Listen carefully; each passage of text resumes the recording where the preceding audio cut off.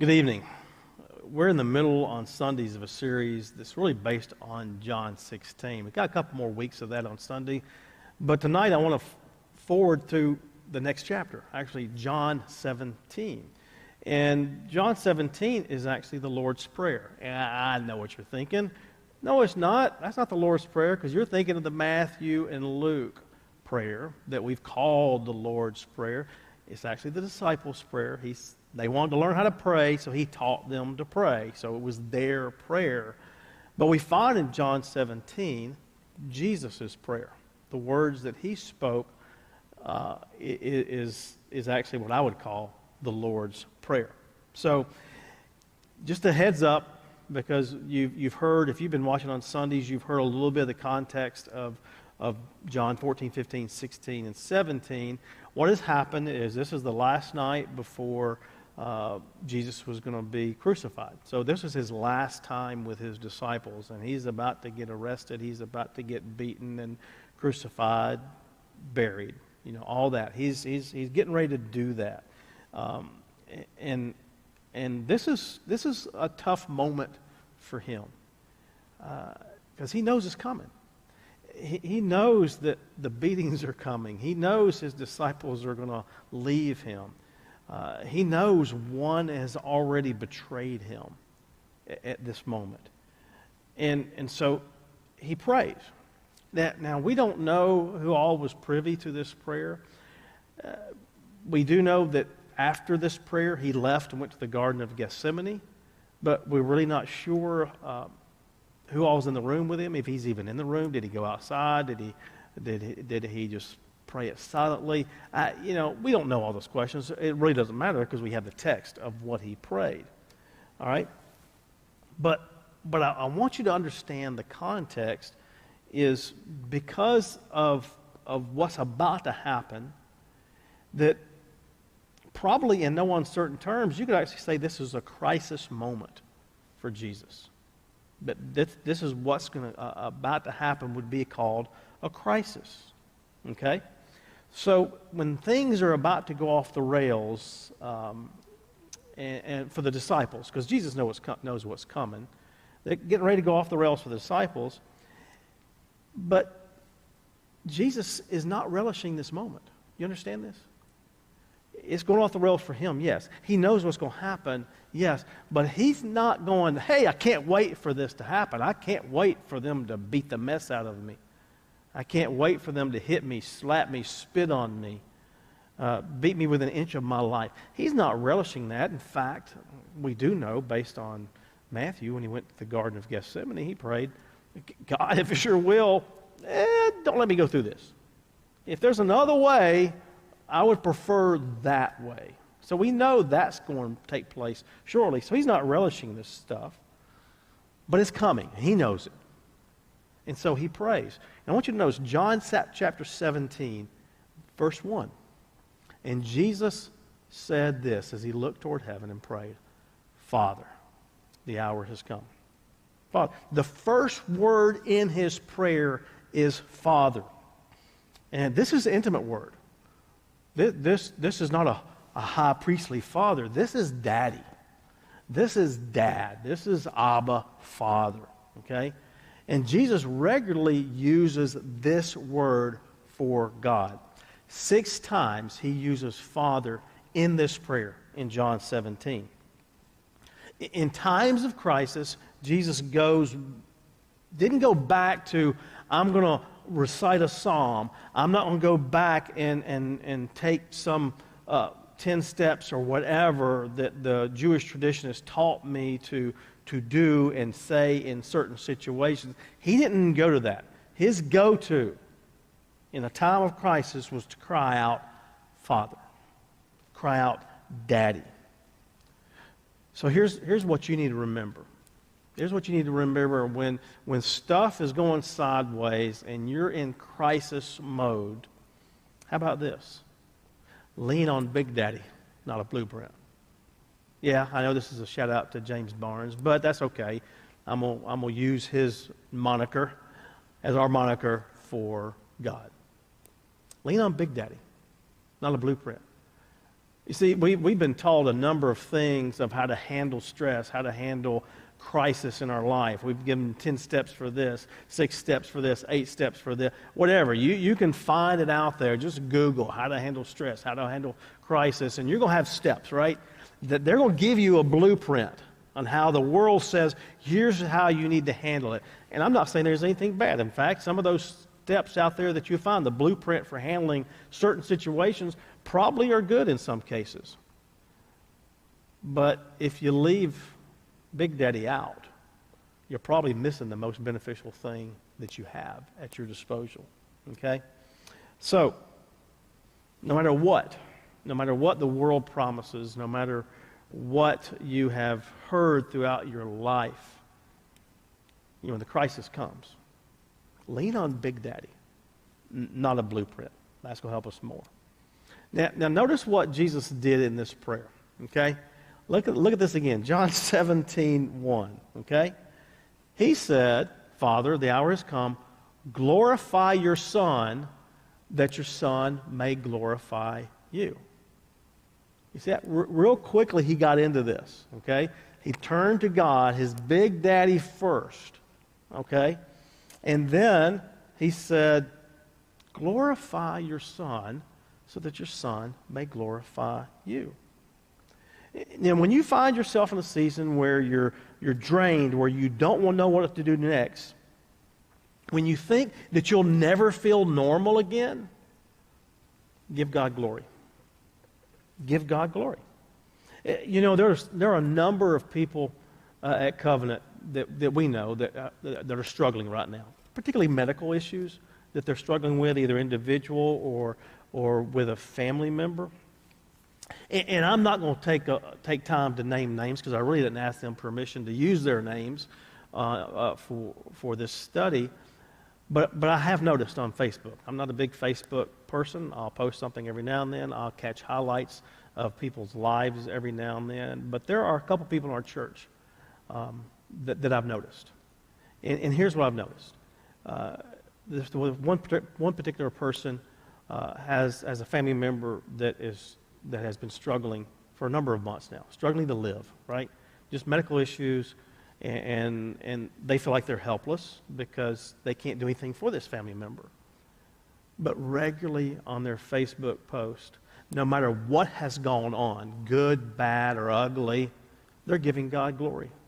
They're looking to God. They're praising God for what He's doing, no matter if it's a little hope, no matter if it's a little glimpse of a change to the positive in their family member's life.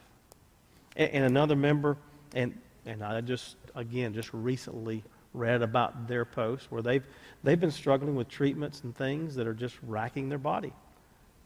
And regularly those posts have to do with giving God glory in the midst of their crisis, in the midst of what they're going through. So, glory, giving God glory is something that Jesus did, something that we should be doing in these midst of bad times. Jesus went to the garden. He said, I want to get out of it, but first and foremost, God, I want to give you glory. Whatever your will is, that's what I want to do. I don't have the courage to do this thing, right? Go to a restaurant. Have you ever just gone to a restaurant and told your server when they came to the table to take your order, and this is the first thing they step up, right? First thing they step up. Have you ever had the courage to say, you know what? You order for me. Have you ever had the courage to do that? I couldn't do that. And I think, though, if I ever had to, I would probably allow my server at Conestoga and Old Mill to do that, just because I know what's on their menus, and it'll be good no matter what, right? I feel confident that I would probably do that locally, but there's not many other places that I would just have the confidence to go up there and go, yeah, whatever you want. Of course, a really smart server would order the most expensive wine and the most expensive plate, so their tip would be bigger. That's what a smart person would probably do. I don't have the courage to do that, but that's what we need to do with God. In our time of difficulty, in our time of crisis, we basically say, God, whatever you want. Whatever you want. Order for me what you would want me to have. Hey, can you do that? So in the midst of a crisis, we lean on a Big Daddy. We don't look at a blueprint. And we give God glory. And one other thing Jesus did in this prayer, and that's praying for others. Praying for others. The first 5 verses of John 17, Jesus sort of was about himself a little bit, mostly about God, though. But then the rest of that, the other balance of this chapter, all right, is devoted. I think that's what, 19. I guess 19. No, 21. 21 of the verses are devoted to others, praying for others. Jesus said in verses 11 and 12, okay, I will remain in the world no longer, but they are still in the world. They is meaning the disciples. And I'm coming to you. Holy Father, protect them, meaning his disciples, by the power of your name, the name you gave me, so that they may be one as we are one. And then he said, while I was with them, I protected them, kept them safe by that name you gave me. None has been lost except the one doomed to destruction, so that the scripture would be fulfilled. Okay? Jesus didn't pray for his disciples' comfort. He prayed for their protection. And since we actually know the rest of their story, remember if you've followed us through the Chosen series before Easter, we pretty much told you what happened to all 11 disciples. And it wasn't pretty, and it wasn't good. It wasn't good. 10 of them were killed. 10 of them were killed. And then John was banished to Patmos to live out his life, however that was, when he was in exile. Okay? So when Jesus was praying for their protection, it's not protection from physical harm or from being killed. It was protection from evil. Protect them, God, from evil. God, let them keep pointing others to you. Keep them away from evil. Keep them away from temptation. Anything that distracts them from the calling that you have placed on their life, Lord, protect them from that. Now, my question is, can we do that? Can we do that? Can we think of others first when, even in the midst of our own problems, even in the midst of our own crisis, can we think of others first? You know, there was a study done by a professor at Elon and a professor at Missouri, and they published, you can get the abstract, you can download it, you can find it because it's titled this, Happiness Comes from Trying to Make Others Feel Good Rather Than Oneself. Because they actually did a study, actually sent people out and said, go do something for yourself. They did something for themselves. Then they came back and said, well, actually they sent 2 groups out. One group, go do something for yourself. Another group, they said, go do something for somebody else. And then however they did this study, whatever, they measured their happiness. And those that did something for someone else had substantially higher levels of happiness. Martin Luther King Jr. said this, when the surest way to be happy is to seek happiness for others. Surest way to seek happiness for others. My mom has been single since 1984, so 37 years, a little less than 37 years, she's been single. She's been alone in her house. Very few times does somebody stay with her for very long at all. And during this time, I've watched her and talked to her regularly. And I think, this is just my opinion, I think the way that she's been able to survive, the way that she's been able to thrive during this whole time, being by herself, being alone, is she stayed focused on others. I think her happiness and her joy has come because she has focused on others her entire life, truthfully, but particularly in the last 37 years. She didn't have a husband to care for, to do anything for, so it was all about her and others. And she gave more and continues to give more to others than she does herself. But when we're in crisis mode, we normally don't think of others first. We think of ourselves. When things are going sour, we just want to find some sweetness for ourselves. Jesus' first thought in the midst of his crisis was think of his daddy first and then quickly move to others. Might be a wise idea to model Jesus' heart. You know, a year ago, literally a year ago tonight is May 19th. A year ago tonight, Hank Kennedy died. Hank was a wonderful, great man in this area, in our church. And a year ago, I want to tell you, I'm going to read to you what I said at his funeral. One other thing, Billy is a friend of Hank's that I talked to before the funeral. One other thing Billy told me about Hank that really resonated with me. He said he was always happy. He had a great attitude. And so many times in the last 18 months, Hank would have had a great reason not to have that spirit. And I can't tell you about every moment of every day, but in my conversation with him, that attitude was still there. And it didn't matter how bad he was feeling or what he was going through, he asked me about our senior pastor who was diagnosed with cancer about 13 months ago. It was part of his character, his makeup. He was a coach, he cared, and was concerned about everyone on his team. Others first. Others first. In the midst of crisis, in the midst of troubles, do you simply think of your own happiness or do you think of others?